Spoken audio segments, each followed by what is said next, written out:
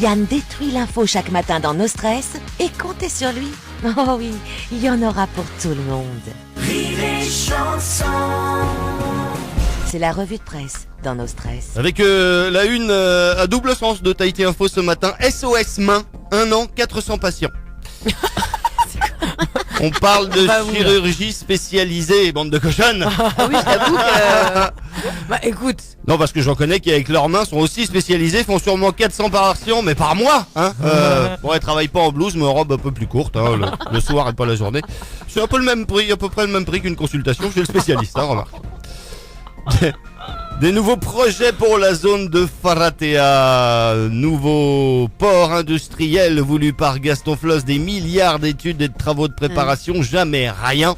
Eh ben, on a des nouveaux projets, une zone bio-marine. Oh, waouh! Alors, pas du tout une réserve, on entend bio, on se dit, ah tiens, on va préserver des trucs. Non, non, 6 projets de ferme aquacole à l'étude des élevages de poissons, de crevettes, de crabes, de bénitiers, ou encore de l'aquaponie. Pas aquaponais. Oui, j'avoue que j'ai compris ça. Ça pourrait être sympa, mais non, aquaponie, la culture dans l'eau de végétaux. Très bonne remarque d'un des investisseurs potentiels. Ce serait bien que les porteurs de projets locaux bénéficient des mêmes aménagements fiscaux que les Chinois. C'est prévu, a répondu Tehari Alpha. Tehari Alpha qui est ministre du développement des ressources primaires. Et c'est drôle, je fais une petite aparté, parce que Tehari Alpha, il soutenait Alain Juppé aux primaires justement de la droite. Ça s'était pas très bien passé. Ah non. Alors on a une carte sur Tahiti Info, on voit très bien le schéma du projet, la zone bio-marine donc et ses élevages juste à côté de la zone industrielle, c'est très bien fait. C'est magnifique. Tiens d'ailleurs on nous annonce la venue prochaine du secrétaire d'État à l'environnement français, monsieur Lecornu. Qu'on voit faire un check bien viril avec Edouard Fritz, tu vois, la main sur le bras, genre ils sont très très potes.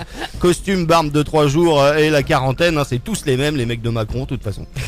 Il va venir ici parler environnement, donc conséquences des essais nucléaires. On a envie de dire, mais pourquoi? Ça fait combien de fois qu'on vient nous parler des conséquences des essais nucléaires? Oui, mais eux étaient pas venus. Ah ouais, donc, eux étaient pas venus. Chacun leur tour. Qu'est-ce qu'ils vont bien pouvoir promettre en plus que François Hollande l'année dernière? Enfin bon. Des choses. Ils vont aussi parler impact du changement climatique, donc pollution et rejet de gaz carbonique dans l'atmosphère, ce que nous nous apprêtons à faire.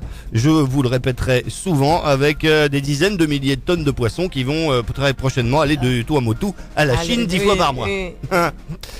Mais à côté de ça, les gens essayent d'agir. À la une de la dépêche, Michel Buyard, le maire de Papeete, qui lance donc une opération de sensibilisation à la propreté. C'est vrai que souvent, quand on sillonne les rues de Papeete, on n'est pas tellement sensibilisé à la propreté, parce que c'est sale, en fait. 60 agents sont mobilisés. Ils vont notamment faire quoi pour nous sensibiliser à la propreté? Ils vont ramasser des poubelles. Distribuer des plaquettes d'information. On va jeter par terre. Voilà. Une phase d'information donc qui précédera les premières amendes, nous dit-on. Le slogan, il y a un slogan, Papeete propre, c'est avec vous. Ouais.